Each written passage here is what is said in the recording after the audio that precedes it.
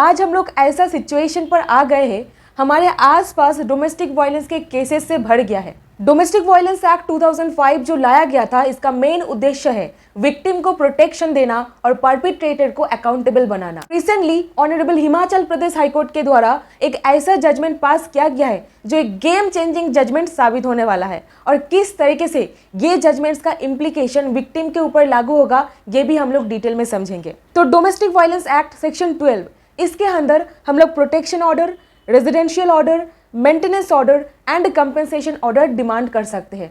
तो domestic violence act जो victim को प्रोटेक्शन देता है, और हम लोग पहले हियरिंग में ये सारे ऑर्डर्स ऑनरेबल कोर्ट के द्वारा पास करवा सकते हैं, और अगर हमारे पास सेटिस्फैक्टरी एविडेंस रहा तो आपके फेवर में ये सब ऑर्डर्स पास हो ही जाता है। और इसी के साथ ही साथ recently honourable supreme court of India के द्वारा बहुत सारे ऐसे जजमेंट्स पास किया गया है जहां पर 482 के इनहेरेंट पावर को इस्तेमाल करते हुए एफआईआर को क्वाश किया जा रहा है, जो हस्बैंड फैमिली को सिर्फ और सिर्फ फंसवाने के लिए, हरास करने के लिए एक झूठ मूठ का केस डाल दिया जाता है। और रिसेंटली इस जजमेंट पर हाईकोर्ट एब्सोल्युटली क्लियर करके बोल दिए कोई भी प्रोसीडिंग्स डोमेस्टिक वायलेंस एक्ट के सेक्शन 12 पर किया जाएगा उसको क्वाश नहीं किया जा सकता है सेक्शन 482 सीआरपीसी इस्तेमाल करके। क्या है ये जजमेंट, डिटेल में जानेंगे इस वीडियो में। इससे पहले अगर आप नए हैं तो सब्सक्राइब कर लीजिए। अगर कंटेंट पसंद आता है, जागरूक आप बनना चाहते हो तो एक लाइक करके शेयर जरूर कीजिएगा। तो केस का नाम है Sanjeev Kumar versus Sushma Devi, facts of the case. Sushma Devi domestic violence act के सेक्शन 12 के अंदर protection order, maintenance order, residential order, compensation order के लिए कोर्ट में केस फाइल किए थे। अब ट्रायल कोर्ट में केस चलता है, और ट्रायल कोर्ट में जब केस चल ही रहा था तब एविडेंस देने की बारी आता है।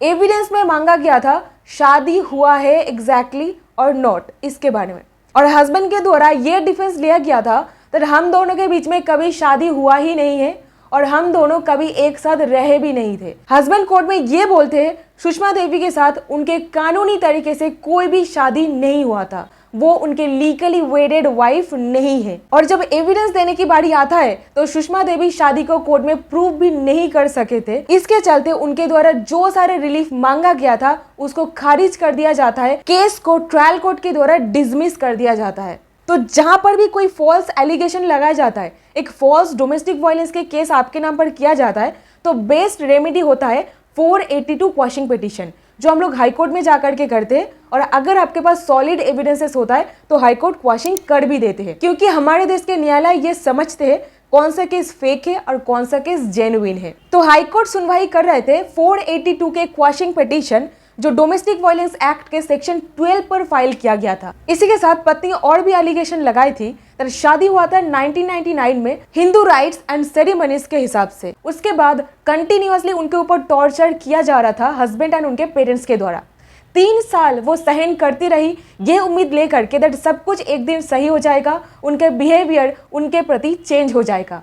बट कुछ तो ऐसा होता नहीं है, कंटिन्यूअसली टॉर्चर किया जा रहा था। और एक दिन ऐसा आता है उनको घर से बाहर निकाल दिया जाता है और मजबूरन उनको अपने पेरेंट्स के घर पर शेल्टर लेना पड़ता है। वाइफ कोर्ट को ये भी बताई थी दैट उनके पास कोई भी सोर्स ऑफ इनकम नहीं है, वो खुद को मेंटेन नहीं कर पा रही है और कोई भी मेंटेनेंस हस्बैंड के द्वारा उनको नहीं दिया जाता है। अब हस्बैंड ये सारे एलिगेशंस के रिप्लाई में ये बोलते हैं जो सारे टॉर्चर के बारे में यहाँ पर बोला गया है, जो एलिगेशंस लगाया गया है वो एब्सोल्युटली बेबुनियाद है, इसका कोई बेसिस नहीं है। इसी के साथ ही साथ हस्बैंड को कोई भी रिलायबल सोर्स से खबर मिला था तो उनके पत्नी सेक्सुअल इंटरकोर्स के लिए कॉम्पिटेंट नहीं है, इसीलिए वो कोई भी शादी के कॉन्ट्रैक्ट के लिए एलिजिबल नहीं थी। एंड यही सारे डिसेबिलिटीज के वजह से वो अभी तक कुमारी है, कोई भी उसके साथ शादी नहीं करना चाह रहा है। और अभी यहाँ पर एक ट्विस्ट आता है दैट हस्बैंड कोर्ट को ये भी बताए थे प्लीड करके दैट उनके लीगली मैरिड वाइफ है रजनी देवी। रजनी देवी के साथ उनका शादी हुआ था जनवरी 17,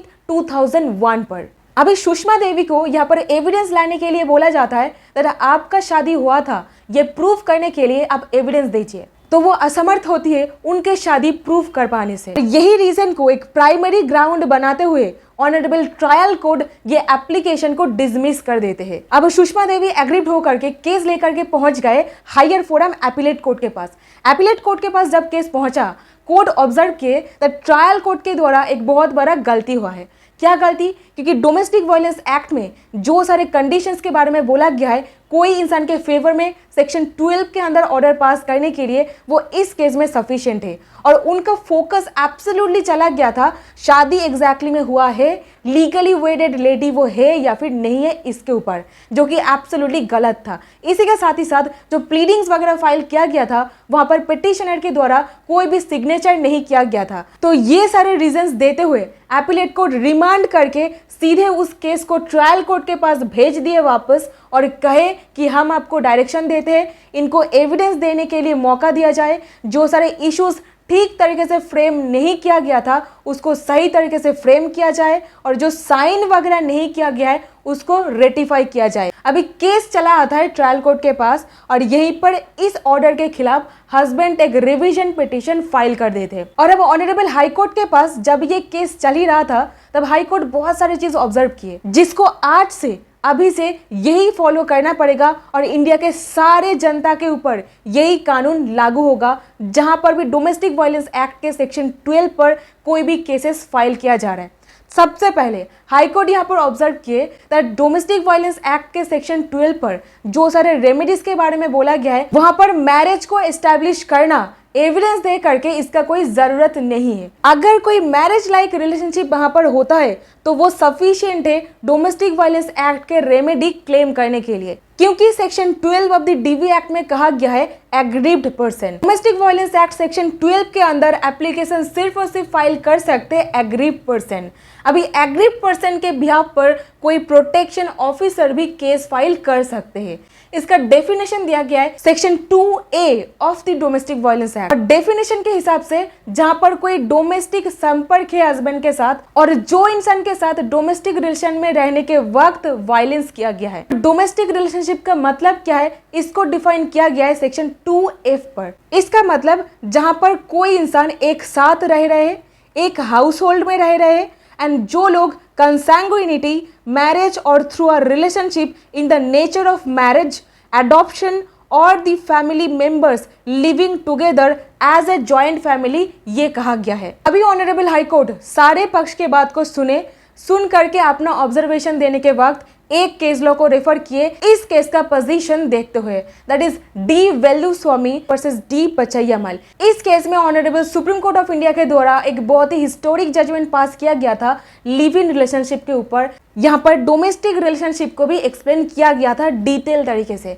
इस केस में डोमेस्टिक रिलेशनशिप मतलब सुप्रीम कोर्ट ये बताए थे जहां पर दो लोग मैरिज होने के बाद जैसे एक साथ में रहते उस तरीके से एक साथ में रह रहे हैं, तो मैरिज लाइक रिलेशनशिप जिसका नेचर है मैरिज की तरह, ऐसा बात बोला गया था। तो इसको हम लोग कॉमन लॉ मैरिज के हिसाब से ट्रीट करेंगे और यही बोलते हुए honourable supreme court of India ये सारे गाइडलाइंस पास किए एंड इसी के साथ एक और केस लॉ रेफर किए honourable Himachal Pradesh high court. Indira Sharma versus V Sharma. इस केस में relationship in the nature of marriage इसको सेक्शन 2F में जो बताया गया है इसको भी डिटेल में एनालिसिस किए। कोर्ट कोई भी इंडिविजुअल फैक्टर के ऊपर आइसोलेट होकर के नहीं रहेंगे, बल्कि कोहैबिटेशन के दौरान जो भी एंडलेस ह्यूमन एक्टिविटी एटीट्यूड किया जाता है हर एक चीज को कंसीडर करना पड़ेगा। इसी के साथ ही साथ कोर्ट ये भी बताए जुडिशियली इवॉल्व टेस्ट को भी अप्लाई करना पड़ेगा, जैसे कि कंसैंग्विनिटी, मैरिज या फिर मैरिज की तरह एक रिलेशनशिप जहां पर कोई अडॉप्शन किया गया है या फिर कोई इंसान जॉइंट फैमिली की तरह एक साथ रह रहे हैं। और यहीं पर कोर्ट सबसे इंपॉर्टेंट ऐसा रिलेशनशिप जो एक लिव इन रिलेशनशिप की तरह है जिसको डोमेस्टिक वायलेंस एक्ट के अंदर लाया जा सकता है, इसके ऊपर कुछ गाइडलाइंस पास किए। सबसे पहला चीज देखना पड़ेगा duration of period of relationship, कितना टाइम तक वो लोग एक साथ में रह रहे हैं। दूसरा point shared household. Next point domestic arrangements, sexual relationship,